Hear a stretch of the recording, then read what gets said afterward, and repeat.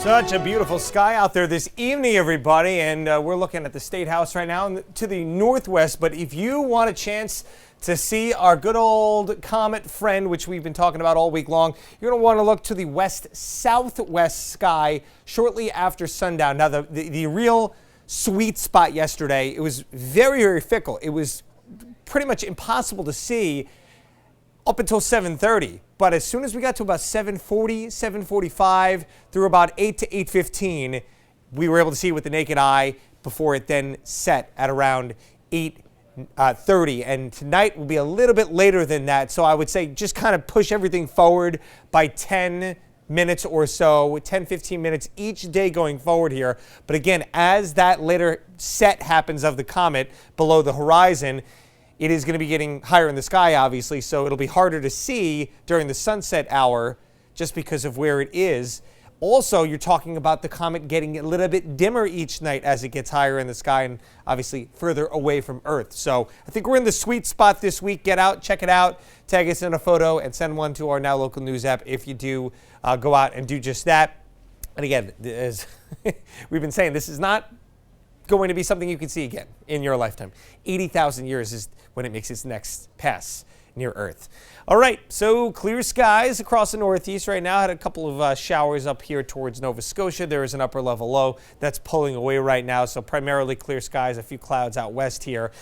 There are some clouds offshore as well. There's a stationary front, but we've got a developing center of low pressure right here, and it's going to come close. And boy, good thing we have high pressure in control, because this storm could really make for a pretty nasty end of the work week here as it really gets cranking pretty nicely offshore. A lot of rain, some thunderstorms along this. It is going to be churning up the ocean a little bit here, so I would expect, we already actually have a smokecraft advisory for the outer waters here, but I would expect maybe even some gale warnings to begin being issued as well. So keeping an eye on that. If you do recreational boating through the next couple of days, that's something you need to keep a very close eye on, that marine forecast. But look at this, big high pressure. Just completely keeps that storm at bay, and eventually it begins to move away and sets the stage for just an incredible weekend forecast here. We've got temperatures warming up, say about 5 degrees each of the next few days. We're at 69 on Saturday and well into the 70s as we head into next week. 72, my forecasted high for Sunday here. Just,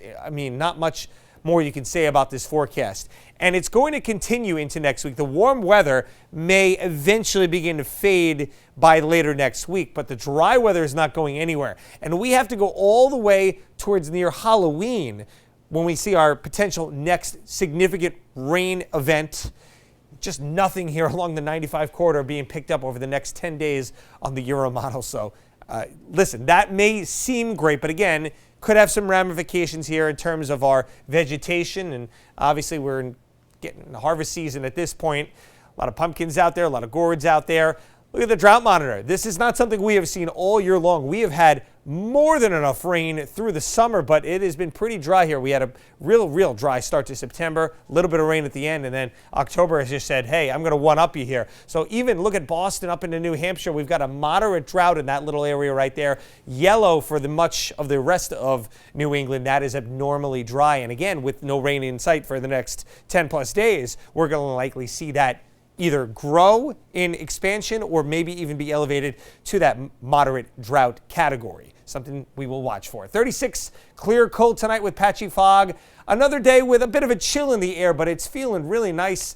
I would say with the sun in the afternoon. We'll be close to 60 tomorrow. We'll get there on Friday. Saturday, again, right near 70. And then, what month are we looking at here? Is this a September 7-day? Is this maybe like a June 7-day? I don't know what I'm no complaints. even looking at here. This is just wild stuff.